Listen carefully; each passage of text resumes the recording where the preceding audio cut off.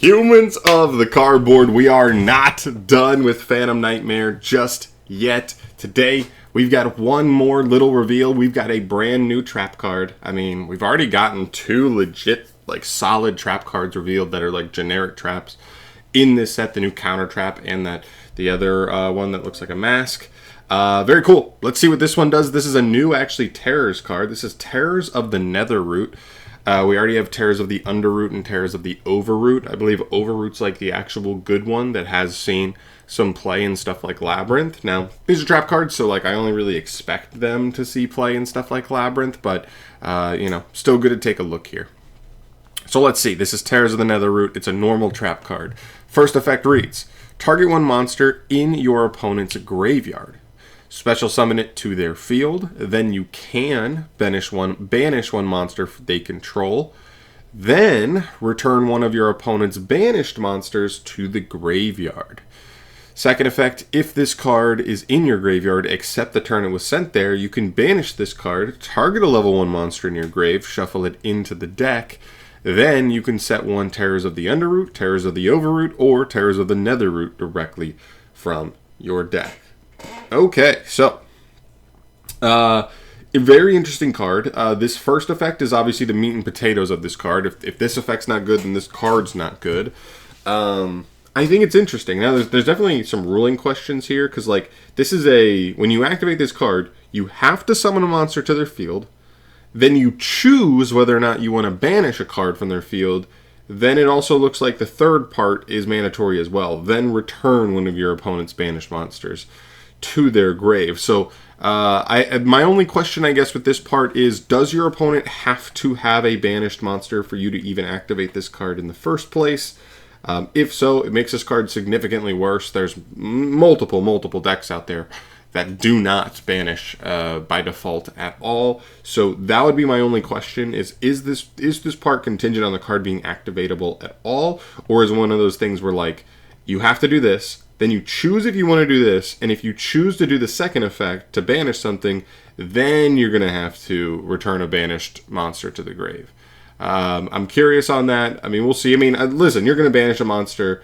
You're going to banish a monster anyway, so that can just be returned to the graveyard, but it keeps most stuff from floating, except unless it floats on if this card's sent. If it's as loose as sent, then it'll still float, I believe. But no, actually it returns. Maybe that doesn't count as being sent. I'm actually not sure. But still, it's a decent effect. It's an interesting effect. I don't know if it's good enough, because it could be. It could be, because technically this is just graveyard removal, right? You banish something from grave. You summon it and banish it before it ever gets a chance to trigger or anything. And then you return it maybe to graveyard, or return something else to graveyard. My only thing is, if you're interrupting something in grave, you don't want to return it back to grave, so you would wish they had another card banished that does not have much value if you return it to grave. That'd be the hope there. Obviously, to hit something on field, you could reborn something like an Ash Blossom, just a stupid, little poopy hand trap or something, to their field to banish something of more substance. But again, you're going to have to return something to grave. But yeah, it's an interesting card, and it's also only monsters as well. I think one of the cool parts of Terrors of the Overroot is that it actually hits spells and traps as well as monsters, so there was a little more versatility there. But if you play against a deck that really only has monsters of substance, it becomes much harder to choose what you're reborning to your opponent's field. So interesting card. Definitely not a dud, but for solid, decent first effect, but maybe a little bit too niche. Matchup dependent.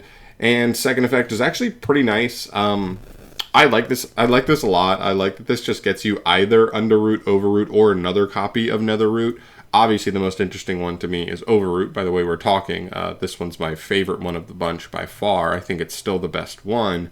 But the fact that you just get it later is cool. All you have to do is pretty much put any level 1 monster in grave. That could be DD Crow Veiler on the generic side, or, look at how many decks these days just play a level 1 monster, So, that's not too hard to complete either. So, Yeah, cool card. I like that this has follow-up. That's a really nice effect. By the way, neither of these effects are once per turn, even at all. So seeing multiple copies of this card is interesting.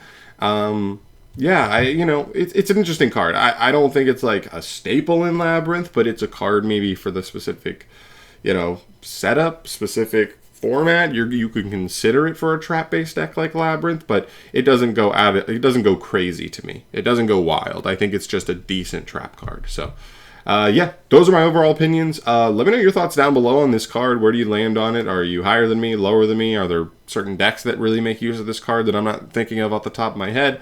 Let me know in the comment section down below. As far as the rest of these cards go, I mean, we could get the entire rest of the filler tomorrow or Thursday, I would think. So keep your eyes peeled for that. My guess would be more likely tomorrow, but we'll see. I mean, I think we still have like literally 15 cards to go.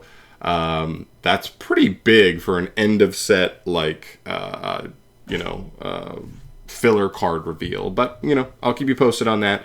Otherwise, thank you for watching today. I will see you guys in the next video. Peace.